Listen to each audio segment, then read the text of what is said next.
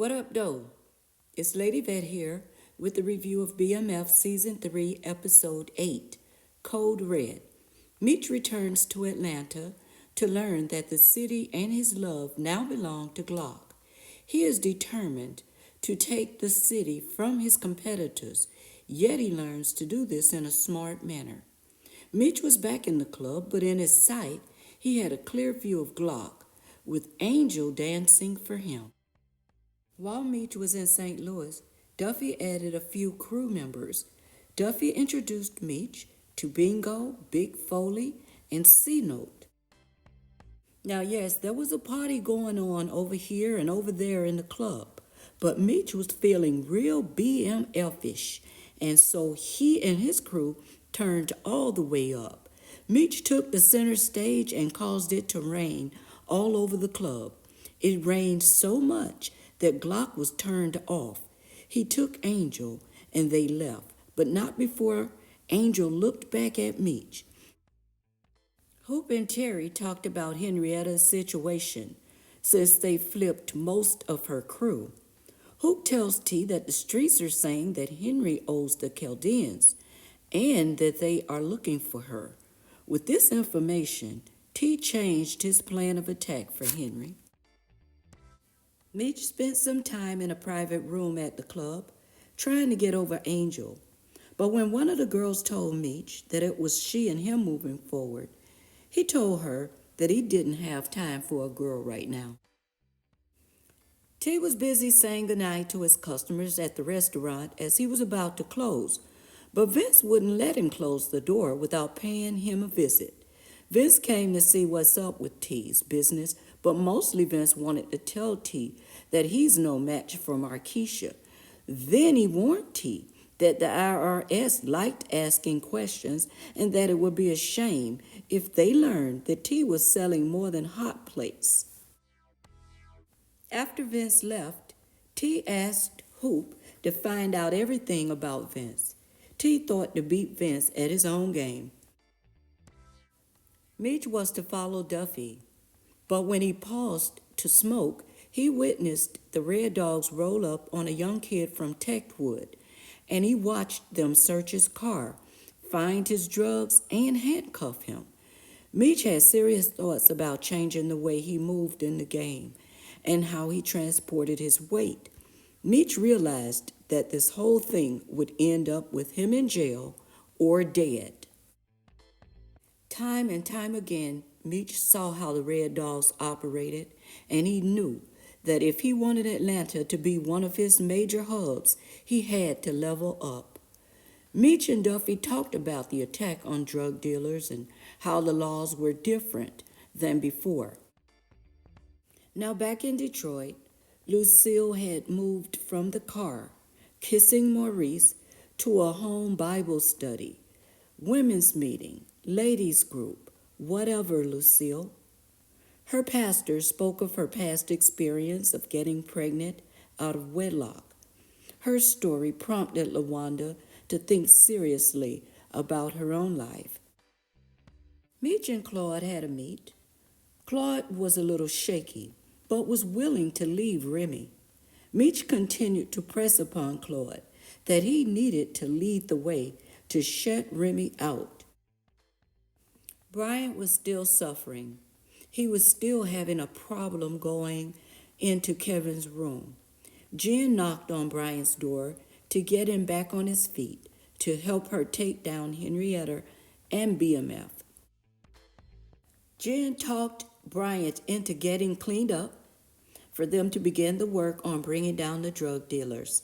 First, they stalked out Tyson, Henrietta's cousin and right-hand man. Bryant told Jen that Tyson was at Kevin's facility before and after he died. T visited his friend Sam's mom and pop shop to get his help with the business. Sam wasn't feeling T's request, so T told him that he is connected to people who may be interested. Sam told T that he would ask the guys, but no promises. Meanwhile, Sam's employee interrupted them with a lottery scratch-off ticket that a customer had brought in. Since the machine said it was fake, Sam told him to tear it up and send the guy away. This gave T an idea for if the scratch off ticket was real. Pastor Fleming thanked Lucille for the group meeting at her home, then asked her about her decision for the assistant pastor position at the church. Lucille told Pastor Fleming that she was still waiting to hear from the Lord. Come on, Lucille, you waiting to hear from Maurice. Then LaWanda and the baby were headed home when Lucille told her that she noticed Pastor Fleming's testimony's effect on her. LaWanda said that it made her think of her dreams before becoming a mom. Charles came home with news that he wanted to share with Lucille. He told her that someone recommended him to play for the Campbell brothers. Lucille shared in Charles' excitement. Charles asked Lucille if she could come by, and Lucille asked if she could bring Maurice, jokingly, of course. Charles ignored Lucille's joke as he is trying to win. Charles wanted to be the best man for Lucille, but she said that she would be the judge of that. Nicole and Breeze were on somewhat of a double date. Actually, they were outside of Sam's shop, not knowing that T was there also. Nevertheless, they sat innocently in the back seat talking when Breeze gave her the note. Yes, the note that asked her to be his girlfriend. Nicole checked the yes box, and they shared a kiss. For the moment, Nicole was happy and beginning her dating life with Breeze, the boy liked by her dad. Mitch met with the mechanic and reviewed another way to move his weight. Mitch and Duffy looked at an example from what a cop would or would not look for in the car. Mitch wanted to know how many other people were using the same spot. The mechanic said that it's not enough to be worried about, but he really didn't answer the question. So Mitch paid him and told him that if this worked and put a muzzle on the police dogs, he would get a lot more. Afterwards, Mitch and Duffy looked over the plan to pack the car, but there was still doubt. Mitch told Duffy to have one of the homies do a test drive. Breeze and his friend went inside to make purchases at Sam's shop and were on the way out when Breeze's friend told him that he thought hitting raw is so much better, but that they needed condoms to be safe. So he offered one to Breeze. Breeze turned him down, telling him that he and Nicole were taking things slow. That's good, because Terry was leaving the store behind them. The guys were still talking on the way to the car when Terry came out and noticed Nicole in the back seat. Terry had a hell no moment when he went to the car and got Nicole out. She was upset as T pulled her away. Poor Nicole was so embarrassed by Big Brother T's display of "not my sister." Terry offered to beat down Breeze when he told him to chill out. Nicole had no options but to leave with T. Breeze and his friends were on their own. Claude was trying to come up. Claude got a crew together to work with Meech. So as he was giving them the rundown on Meech's business plan, they asked what about Remy's thoughts about the idea. Claude told them that he hated to go behind Remy, but that Remy was stuck in the past. He told them that the Red Dogs were the enemy, not Meech. The guys talked it over, realizing that Claude had the better deal for them to come up. Remy enters the room talking about F. Meech, and the guys were shook because Remy starts to act a fool. Remy takes out his knife and cut Claude's tongue out and throw it on the table in front of the guys. Remy slits Claude's throat and tell the guys how he see things. Remy said F. Meech and the MKs too while they're at it. Meech's drug test was on with the homie Bingo. Red Dogs stopped him and raided the car. They tore the car up looking for drugs. They checked on Bingo, who came out clean, but that didn't stop the search. It wasn't long before they found 2 packs and threw Bingo against the car. One of the officers wanted to test the pack because it didn't feel right. He was right. They found baking soda, not Coke. The officer was pissed and punched Bingo in the gut. This is the first time for Henry to let us see her sweat. Henrietta listened to her cousin Tyson about the Chaldeans and her situation about owing them. Henry was saved by her father's brother. He walked in with a bag for Henry's debt, putting Henry back on top. Henry's uncle explained that he brought her the money because he wants to see her win, and that he doesn't agree with the way Blaze treats Henry. Unc made Henry promise not to let her dad know what he did. Terry gave his dad a fresh haircut. Charles wanted Lucille to come and hear him play. Terry wanted the same thing, and it made him think about how proud he was of his parents sticking together. Charles told Terry that he was trying to keep them together, but Dr. Maurice was getting in his way. Terry reminded Charles that money doesn't buy love, but Charles only remembered that he doesn't have money like that. He asked about work at the restaurant, but Terry didn't want that, so he held Charles off and bankrolled his time with Lucille to make sure that she have a nice time. Charles reluctantly took the money, claiming to want to keep the family together. Terry told Charles that he wants the same thing. As Charles was preparing to leave, Terry got a call from Meech. It would be a matter of time during the call where one would get irritated with the other.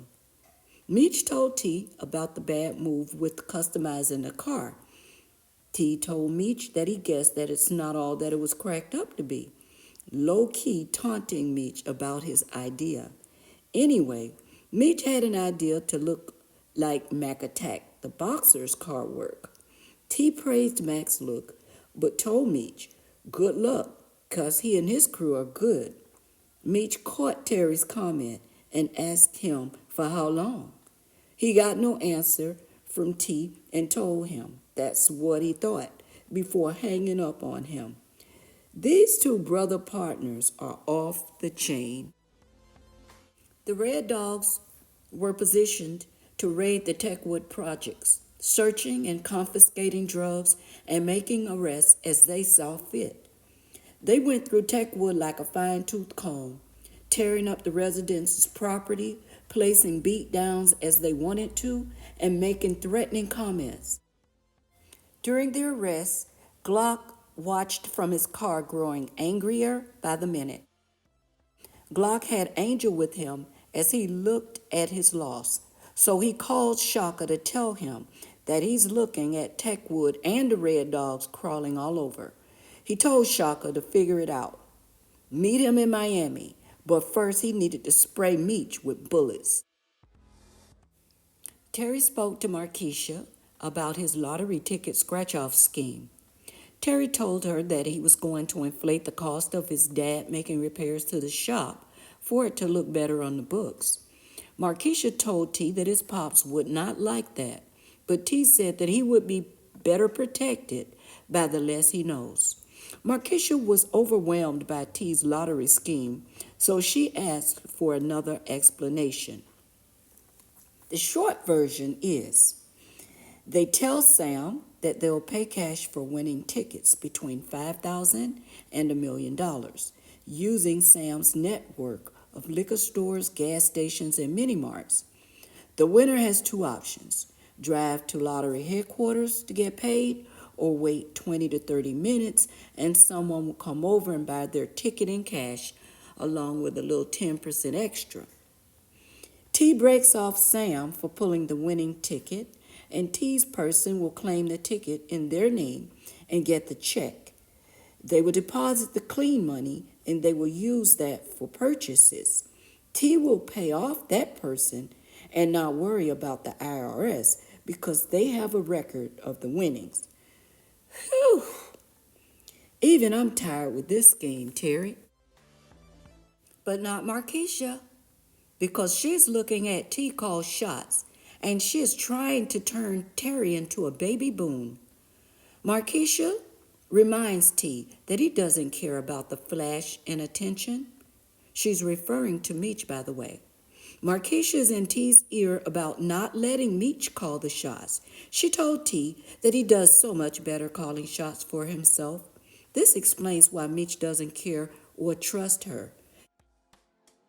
Meech was high, or missing Angel, or both. Meech and the crew were meeting at Platinum Palace when he told them that he was putting everything on pause until he finds a better way to move the work. Bingo was pleased that Meech swapped the work out for baking soda, showing that he cared about his crew. Duffy asked about the fake IDs, compliments of Tina as she asked for her thank yous. Meech told the crew to go and have fun, all on him. Duffy told Meech about the MKs getting knocked at Techwood. Meech wanted to know if they got Glock too. Duffy told Meech that he didn't hear anything about Glock, but at least it's less MKs to deal with. Meech was thinking about Claude. He told Duffy that if Claude came through, the ATL was theirs, but Meech didn't know that he wouldn't see Claude again, ever. Duffy left as Meech was approached by Dilla and her friend Crystal. They had a room down the street and told Meech that he should join them. Charles played the Campbell Brothers show while Lucille cheered him on. Charles was feeling himself because Lucille was there for him. After Charles's gig, he was congratulated for a nice job and given a card to speak to management. Charles continued trying to impress Lucille. Lucille made it clear that Charles's talents included songwriting as well. Lucille impressed Charles. He told her that he was taking her out. While Markeisha and T were having drinks and small talk, another drink was sent to Markeisha.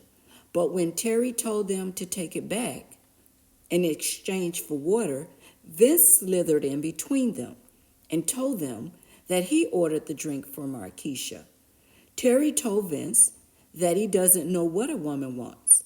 Vince put his back and a finger up to T to simmer down. T stood up and told Vince about himself while Markeisha laughed. Vince shook Terry off and turned to Markeisha. Then she told Vince that T is all the man that she needs, and she told Vince to move on.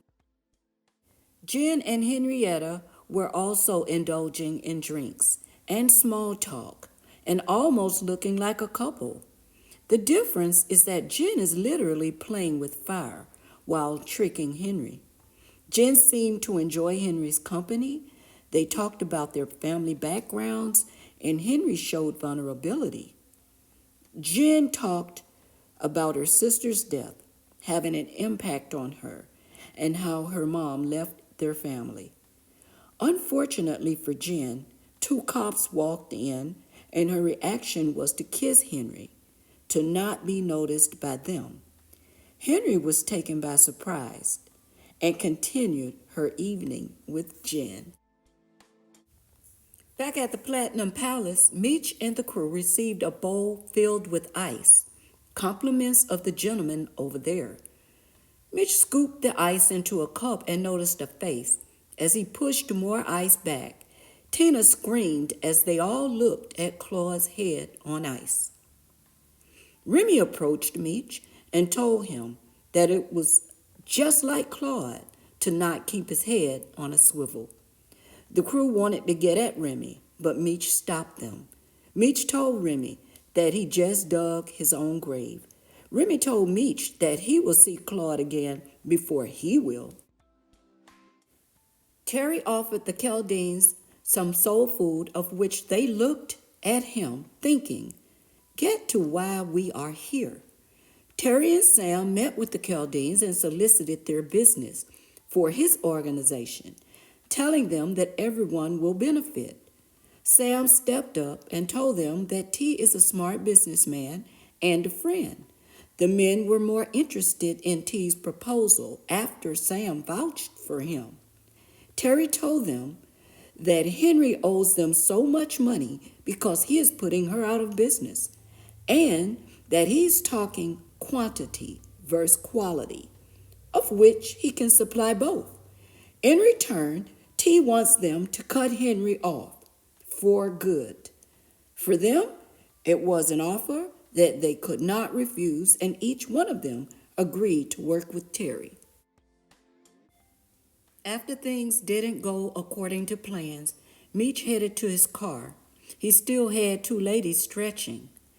But out of nowhere, Angel came to Meech to warn him that Glock was up to something, and Meech needed to watch his back. Angel was still suspect to Meech, though. She told Meech that she was risking her life to warn Meech, even if he didn't ask her to do it. But she did, and she reminded Meech that he left her. Meech noticed Angel wearing his hoodie and told her to keep it as a reminder of the good times they shared. Angel told Meech that she was checking out a club in Miami. Meech told her to be safe, and they parted ways. Henry and Jen were still spending time, but now at Henry's place, where Henry was a most gracious host. First, Henry focused on the burn marks on Jen's wrist. She kissed them and told Jen that the scars doesn't scare her. Then asked Jen why. Jen explained that if she punished herself, then no one else can hurt her. Henry said, "That's deep.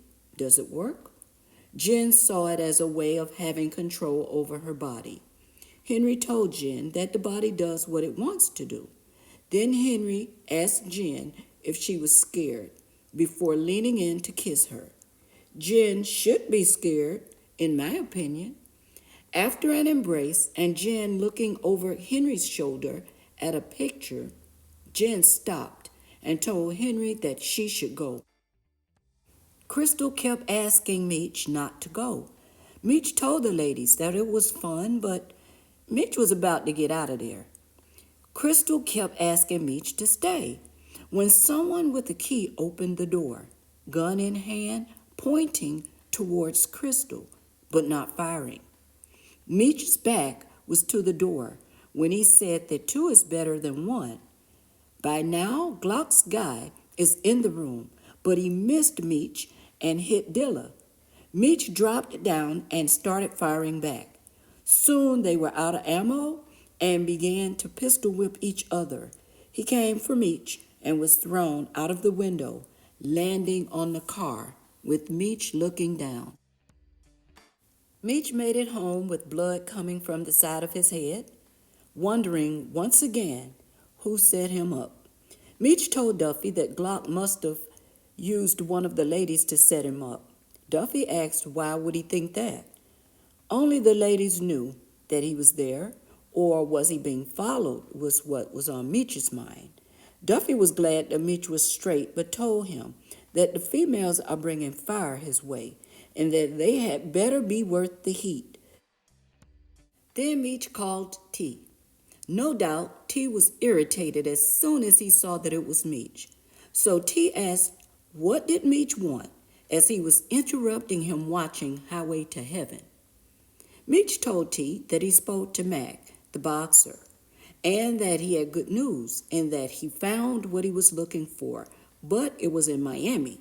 Meech told T that he would tell him all about it when they see each other.